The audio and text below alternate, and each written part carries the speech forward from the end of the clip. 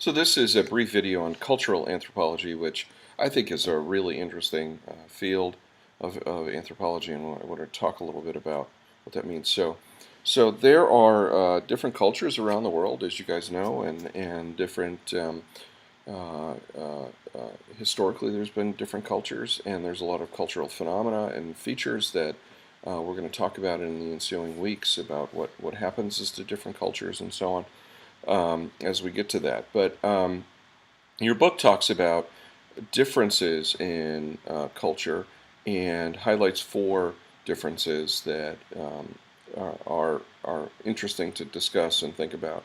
Um, and differences in eating. Do we use silverware? Do we use chopsticks? Do we use our hands? Do we use other pieces of food to eat? There are a variety of different ways in which people eat their food. One isn't necessarily more sanitary than the other. One isn't necessarily better than the other. They're just differences. There's differences in drinking, whether alcohol or non-alcoholic beverages are allowed. I mean, this is another example of a difference in culture.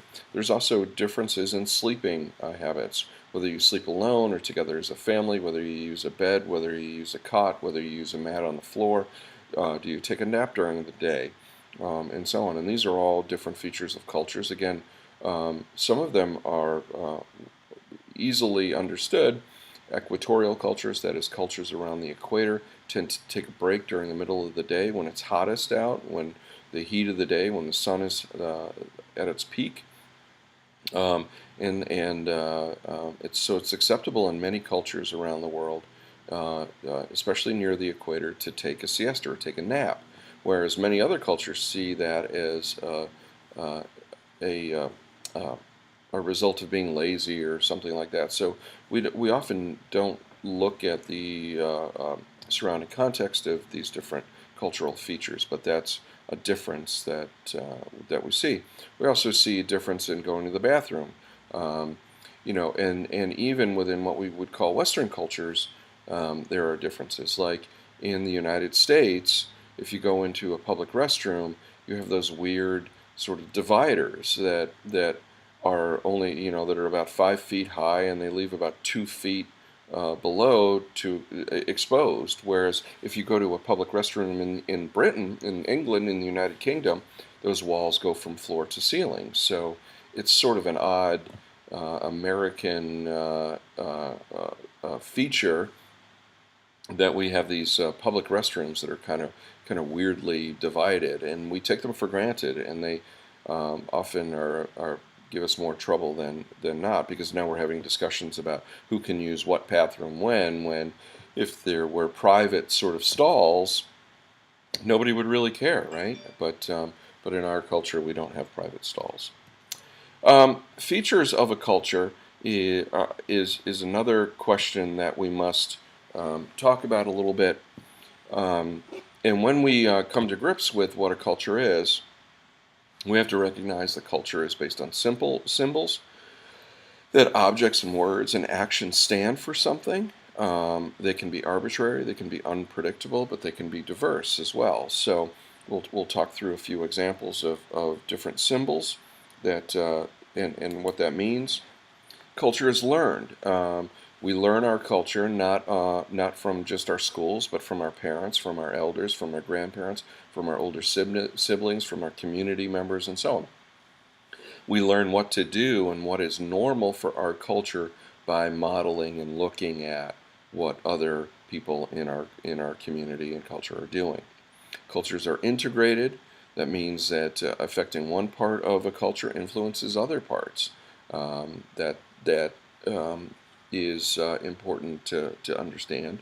Cultures interact and change. We see culture clashes. We see McDonaldization, which is the prevalence now of fast food restaurants all throughout the world. We see hybridization. We see localization. We see the combination of cultures. We see synthesis of cultures in a lot of different features in a lot of different places around the world. So when we study cultures, we can study them in a variety of different ways, but we can also study them using different epistemologies. And this is a word that I've used before, hopefully. Hopefully it's a word that you've seen before and that is, how do we know what we know about our culture? One epistemological approach to studying cultures is called cultural materialism. And this is that we know about cultures because we study its artifacts, we study its products or its materials. That's why it's called cultural materialism. The materials that make up the culture, its pottery, its books, its textiles, its buildings, its art, its weapons. That's how we know about a culture, is by studying the things that that culture makes, or the way that it changed its landscape, its environment, like how it might have created a mound, or there was a farming plot. So this cultural materialism was inspired by Marxist thought, and that is that cultural values are expressed through economic behavior, communities, and practices. That means that we're operating on the world economically. We're creating goods and services, and we're exchanging them. And to understand a culture, you understand a culture through what it values economically, how it trades its labor or makes things or trades things, and so on and so forth. Now, this is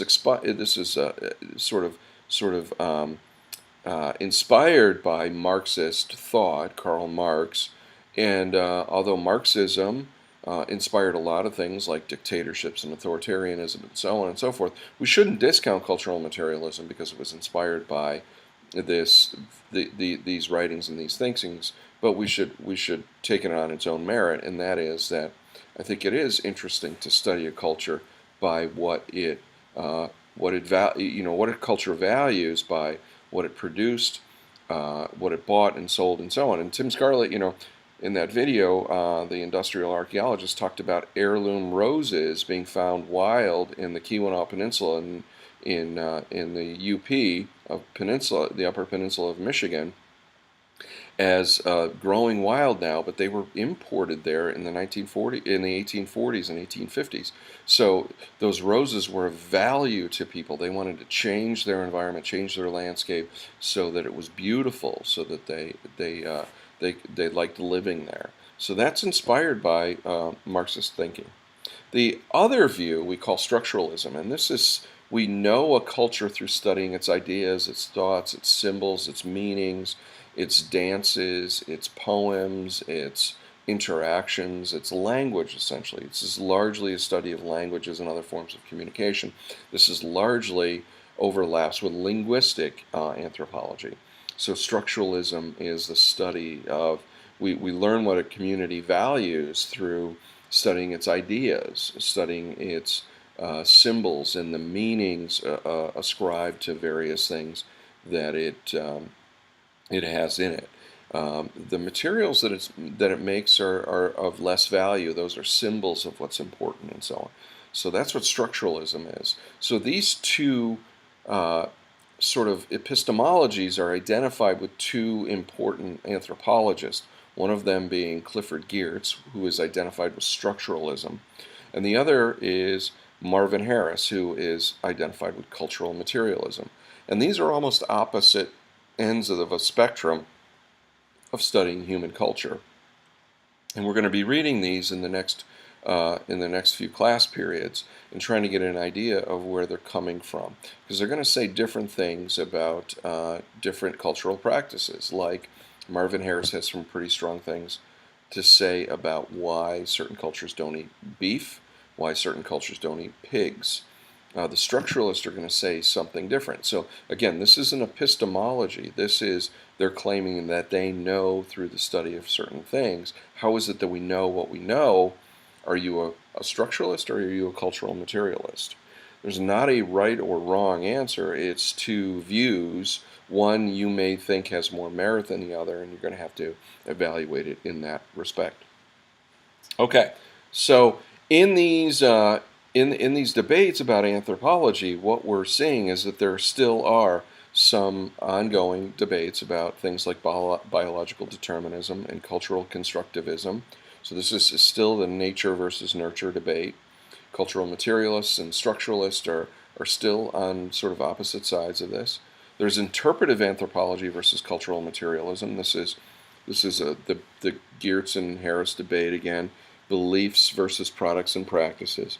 And then there's also a debate about individual agency versus structuralism, and that is that what will does the individual provide in a culture? What do individuals do? Their individual creativity and will and drive versus the culture.